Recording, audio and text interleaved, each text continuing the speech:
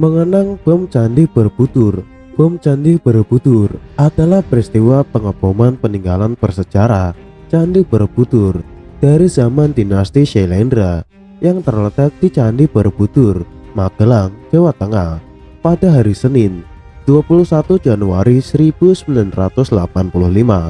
Peristiwa terorisme ini adalah peristiwa terorisme bermotif jihad kedua yang menimpa Indonesia setelah membajakan pesawat Garuda DC-9 Woyla oleh anggota Komando Jihad pada 1981. Beberapa ledakan yang cukup dahsyat menghancurkan 9 stupa pada candi peninggalan dinasti Syailendra tersebut.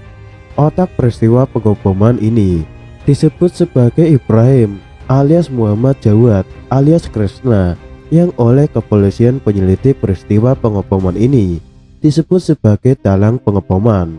Walaupun begitu, sosok Muhammad Jawad, otak peristiwa peledakan Candi Borobudur ini masih belum ditemukan dan belum berhasil diringkus oleh kepolisian Indonesia hingga saat ini. Tanggal kejadian peristiwa ini sering dikutip secara salah kaprah oleh pengguna blog di dunia maya sebagai tanggal 15 Januari dari sumber majalah Tempo. Setelah penyelidikan, polisi Indonesia menangkap dua bersaudara, Abdul Qadir bin Ali Al-Habsyi dan Husain bin Ali Al-Habsyi, yang dituding sebagai pelaku peledakan Candi Borobudur ini. Dalam persidangan kasus ini, jaksa menuduh bahwa tindakan pengeboman terhadap Candi Borobudur merupakan aksi balas dendam Abdul Qadir dan kawan-kawan terhadap peristiwa Tanjung Priok tahun 1984 yang menewaskan puluhan nyawa pemeluk agama Islam. Abdul Qadir membenarkan motivasi peledakan itu sebagai ungkapan ketidakpuasannya atas peristiwa berdarah tersebut.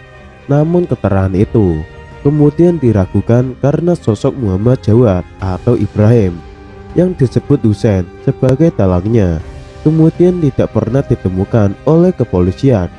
Menurut pengakuannya, Abdul Qadir mengaku dia tidak mengetahui rencana pengeboman tersebut. Dia dan ketiga kawan lain pada awalnya hanya sekedar diajak oleh Muhammad Jawad untuk berkemah di Candi Borobudur sebelum kemudian dibujuk oleh Muhammad Jawad untuk mengebom candi bersejarah di Nusantara tersebut.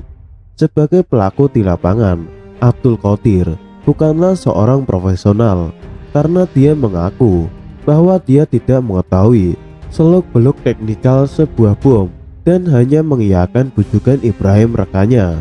Setelah menyetujui bujukan Ibrahim, mereka kemudian diberikan sejumlah bom waktu rakitan yang telah dirakit secara sempurna.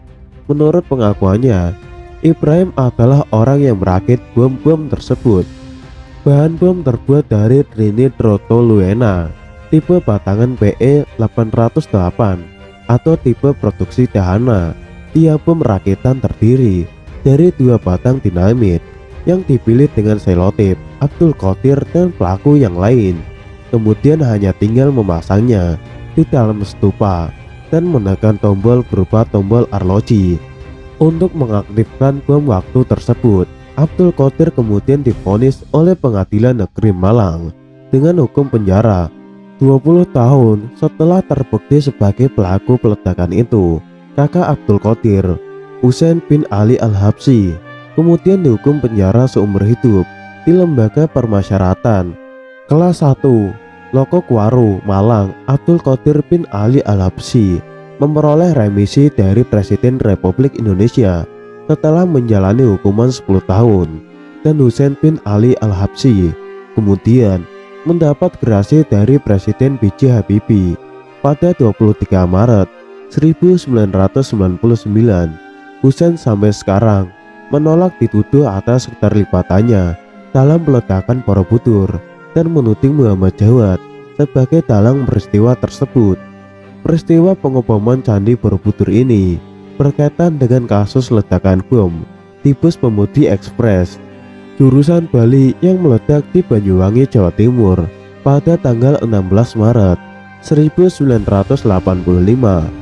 Terungkap dari pengakuan Abdul Qadir setelah penangkapannya, bahwa ia dan Hussein menumpang bus tersebut pada saat kejadian, dan meledaknya bus tersebut adalah karena bom yang mereka bawa meledak secara tidak sengaja karena terpicu oleh panasnya mesin kendaraan tersebut.